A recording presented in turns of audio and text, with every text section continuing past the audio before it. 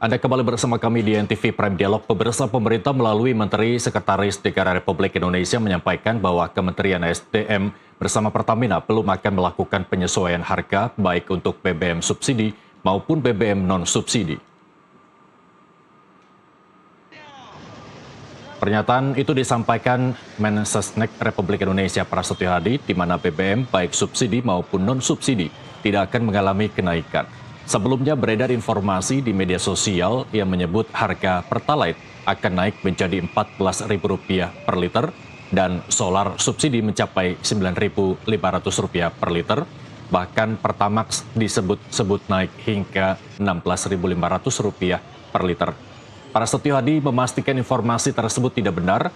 Harga BBM bersubsidi dipastikan tetap tanpa perubahan.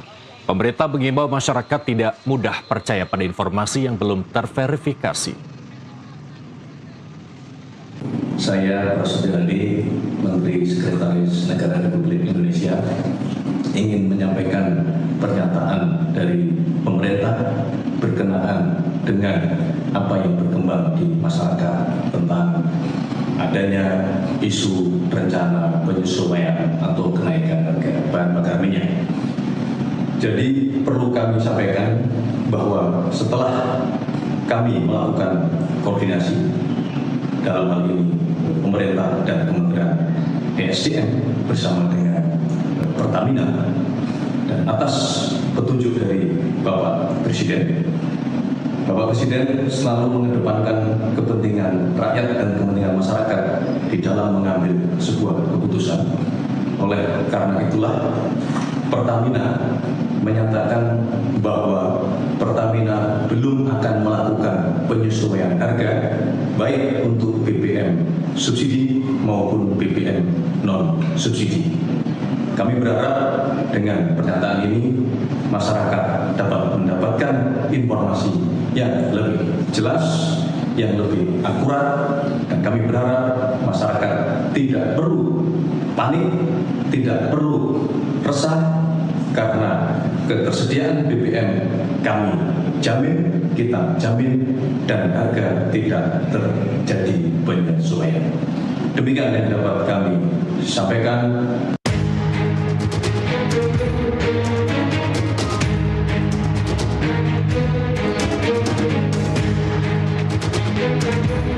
We've had very good negotiations today with Iran, getting a lot of the things that they should have given us a long time ago. We'll see how it works out, but they're very good.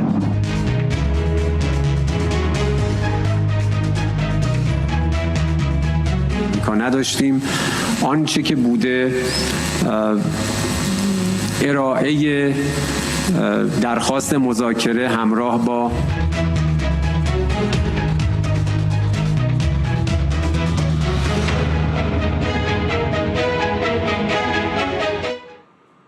Dunia kembali diguncang lonjakan harga minyak mentah yang menembus level tertinggi dalam 2 pekan terakhir, $116 per barel. Angka yang membuat pasar global tegang. Pemicunya, eskalasi di Timur Tengah setelah Teheran menolak 15 poin gencatan senjata yang diajukan Amerika Serikat dan justru mengancam balik dengan syarat ganti rugi perang. Isu invasi darat Amerika Serikat ke Iran pun kembali mengemuka. Ditambah aksi proksi Iran Houthi di Yaman yang memanaskan jalur perdagangan vital dari Hormuz, Laut Merah hingga Bab al-Mandab. Bagaimana kemudian membaca eskalasi ini? Apakah ini hanya tekanan diplomatik atau akan berujung konflik terbuka? Dan tak kalah penting, berapa lama harga minyak akan bertahan di level tertinggi serta bagaimana dampaknya bagi stabilitas kawasan dan ekonomi Indonesia? Kita bedah dan hadirkan 2 narasumber melalui sambungan Zoom. Yang pertama ada Hikmahanto Juwana, Guru Besar Hukum Internasional Universitas Indonesia, dan Fahmi Radi, pengamat ekonomi energi UGM. Selamat sore, Prof. Hik dan juga Pak Fahmi. Terima kasih telah bergabung bersama kami di NTV Prime Dialog. Saya mau ke Prof. Hik dulu sebelum ke Pak Fahmi yang kemudian kita baca dampaknya bagi energi kita. Prof. Hik, Anda membaca invasi darat. Menurut Anda ini realistis dilakukan atau ini hanya sekedar sayur belaka yang dilakukan oleh Amerika Serikat terhadap Iran? Ya, sampai dengan hari ini posisinya adalah Amerika Serikat belum mau melakukan serangan darat meskipun mereka sedang mempersiapkan pasukan itu apabila sewaktu-waktu diperintahkan oleh Presiden Trump. Jadi yang saya dengar ada 10.000 anggota pasukan darat yang sedang dipersiapkan. Memang sekitar 6.000 sudah diturunkan di Timur Tengah. Awalnya 2.500 dari marinir, lalu kemudian ada 3.500, jadi udah 6.000, termasuk yang dari 82nd Airborne itu sekitar 1.000 yang akan deploy. Tapi dengan catatan begini, dugaan saya tidak akan masuk ke wilayah Iran, daratan ya. Karena kalau misalnya di Iran, tentu Iran sudah sangat siap untuk menyambut mereka. Dan Iran juga sudah menyampaikan bahwa siap-siap untuk menghadapi neraka lah gitu ya, kira-kira seperti itu. Oke. Nah, tapi yang akan dilakukan itu adalah akan menguasai Kirk Island. Kirk Island ini di mana ada fasilitas listrik yang besar, kemudian juga minyak dari Iran. Nah, idenya kan sebenarnya Trump itu akan melakukan serangan untuk fasilitas listrik, ya. Namun kalau misalnya serangan itu dilakukan, itu akan menghancurkan dan itu bisa saja Amerika Serikat dipersalahkan karena ini tidak sesuai dengan hukum perang. Karena ini untuk fasilitas umum. Nah, oleh karena itu cara untuk melemahkan dan membuat rakyat Iran mungkin memberontak kepada pemerintahannya adalah diturunkan pasukan darat di Kirk Island dan kemudian di Kirk Island itu akan dikuasai oleh Amerika Serikat. Dan satu lagi ada di Abu Musa yang menurut Amerika Serikat bahwa Abu Musa ini digunakan untuk rudal-rudal dari Iran yang diserang ke kapal-kapal tanker gitu ya.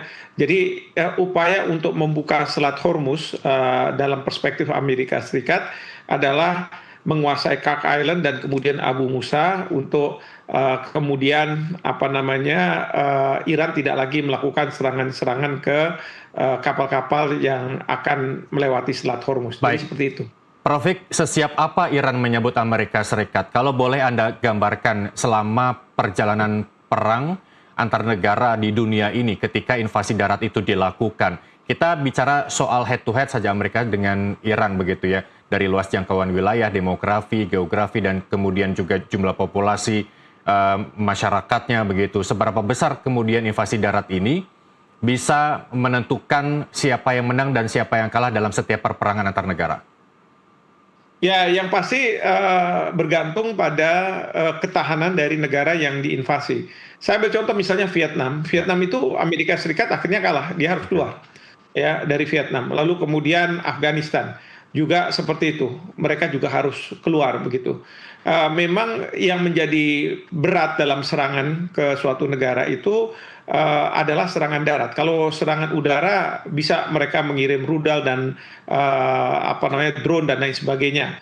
Tetapi kalau sudah sampai serangan darat, ini pertanyaannya adalah berapa pasukan darat yang akan diturunkan dan apakah pasukan darat yang akan diturunkan ini akan disambut oleh rakyat setempat, ya. Kayak misalnya pada waktu Rusia menyerang Ukraina, tadinya pasukan darat Rusia sudah mulai masuk ke Kiev, ibu kota. Tetapi kemudian tidak disambut oleh rakyatnya yang tadinya ekspektasinya adalah disambut.